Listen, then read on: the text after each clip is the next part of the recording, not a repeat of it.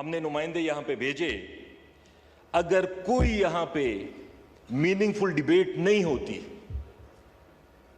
कोई red lines नहीं होती कि अगर हम खुल के एक बात पे बात कर सकें या उसको आगे एज अ रेजोल्यूशन या उसको पास कर सकें, ये मुझे बताएं कि जो भी हुकूमतें आई, मैं सिर्फ इस हुकूमत की बात नहीं कर रहा, ये तो कोई ज्यादा ही सीरियस केस है, लेकिन इससे पहले भी जो भी हुकूमतें आई, कोई फॉरेन पॉलिसी यहां पे डिस्कस कर सकता है? क्या पार्लियामेंट यहां पे फॉरेन पॉलिसी बना सकता है? पाकिस्तान को बनाओ। मैं पाकिस्तान की फॉरेन पॉलिसी की बात कर रहा हूं, आपकी फॉरेन पॉलिसी की बात नहीं कर रहा। थोड़ा सब्र करें मैडम, हौसला करें। हमें कहते हैं कि जी आप में पेशेंस नहीं है, अंडर 19 टीम है और नालायक हैं, नाअहल हैं, और ये हालत देख लें। एक अभी मैंने स्पीच शुरू की है और इंटरप्शन करने के बगैर रह नहीं सकती। डिस्टर्ब ना करें। फिर अपने आप को सीजन पार्लियामेंटेरियन कहते हैं और सीजन पॉलिटिकल पार्टीज कहते हैं। अपनी स्पीच पे फोकस करें प्लीज। हाँ नहीं मैम, आप इस तरह डिस्टर्ब नहीं करें। चलिए जी, डेमोक्रेसी की यहां बात की गई। प्रेसिडेंट साहब ने कहा कि कायद-ए-आज़म मोहम्मद अली जिन्ना, शहीद जुल्फ़िकार अली भुट्टो एंड शहीद मोहतरमा Benazir Bhutto who spent their lives being advocates for democracy. अब डेमोक्रेसी की हालत आप इस मुल्क में देख लें, इस मुल्क में किस तरह की डेमोक्रेसी है। मैं अपने दौर की मैं हकीकत बता रहा हूं, मैं झूठ नहीं बोलूंगा। हमसे भी गलतियां हुई, मैं मानता हूं, हमसे भी गलतियां हुई। 2018 के इलेक्शंस पे सवालात उठे, लेकिन अगर उस पे 10% सवालात उठे, 2024 के इलेक्शन पे 100% सवालात उठ रहे हैं। मैं ये मानता हूं कि अगर हमने 3.5 साल में वो काम नहीं कर सके जो हमें करने चाहिए थे, या कमजोरियां थी या कोलिशन थी या जो भी था, लेकिन 35-40 साल से तो जो इस तरफ 2 या 3 पार्टियां बैठी हुई हैं, इन्हीं की हुकूमत है।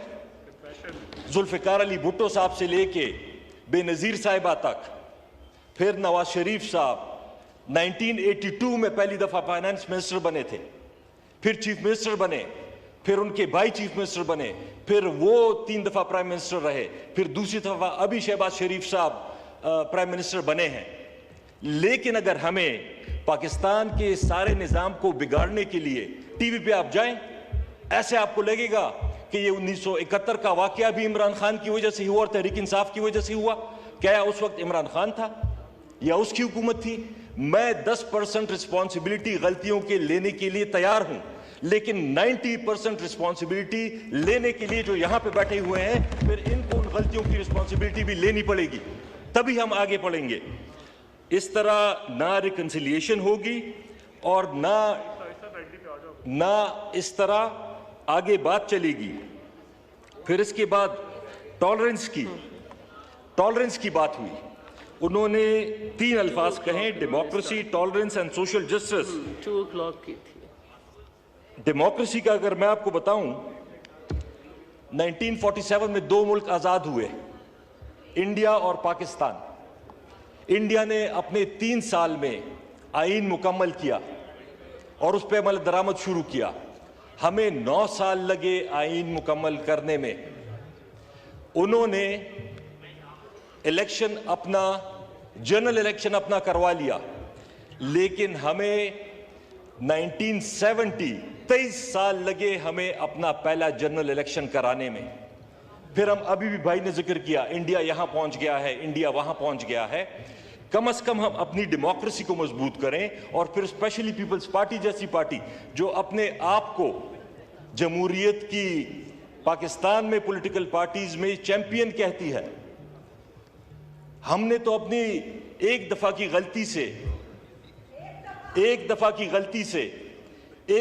गलती से हमने बहुत कुछ सीख लिया है, लेकिन मुस्लिम लीग और पीपल्स पार्टी और MQM 10 दफा गलतियां करने के बावजूद भी नहीं सीखी और आज भी वही गलती कर रही है।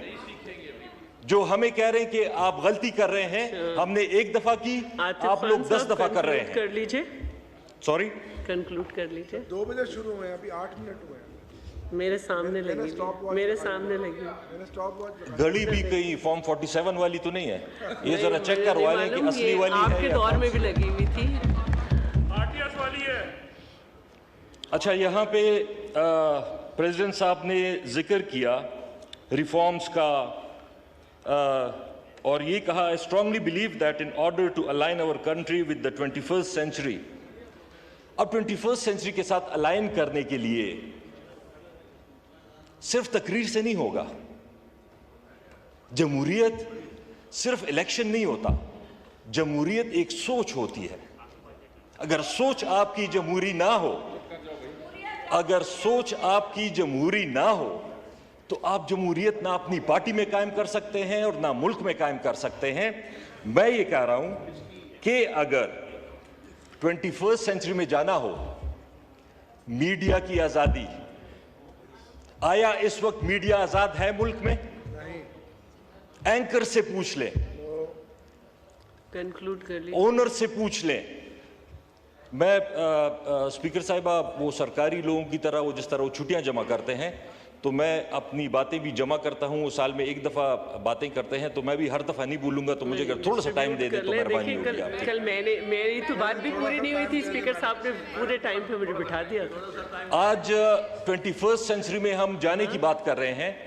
टीवी पे आप बुरे से बुरे आदमी का, दुनिया की तारीख का बुरे से बुरे आदमी का नाम ले सकते हैं, उसकी तस्वीर दिखा सकते हैं, लेकिन इमरान खान की ना आप तस्वीर दिखा सकते हैं किसी टीवी चैनल पे, ना उनका नाम ले सकते हैं। ये हम 27 ये हम 20 कंक्लूड कर लें। देखिए अच्छा, साहब, आपने सोशल मीडिया पे बैन, सोशल मीडिया पे बैन, ट्विटर पे, एक्स पे अभी भी बैन है।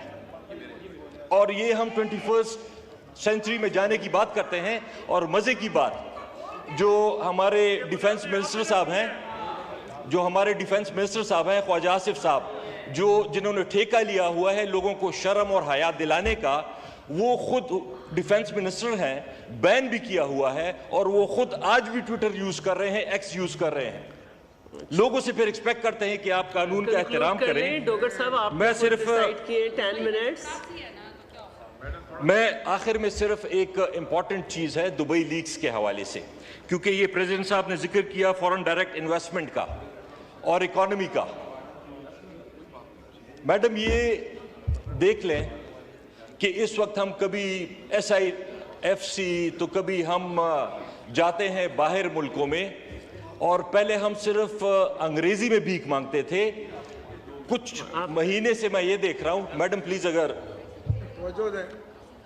पहले हम सिर्फ इंग्लिश में भीख मांगते थे। अभी मैंने प्राइम मिनिस्टर शहबाज शरीफ को देखा, उन्होंने अरबी सीख ली है अरबी में भीख मांगने के लिए, चीनी सीख ली है चीनी में भीख मांगने के लिए।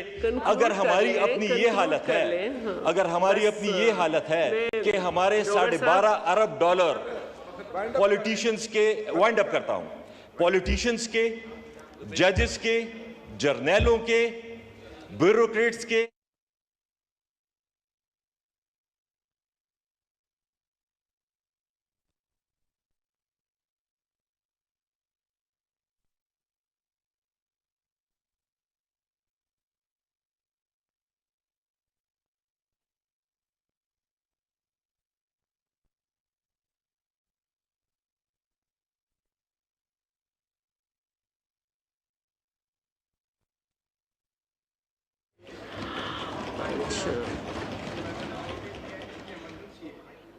कौन सा नाम दिया आपने?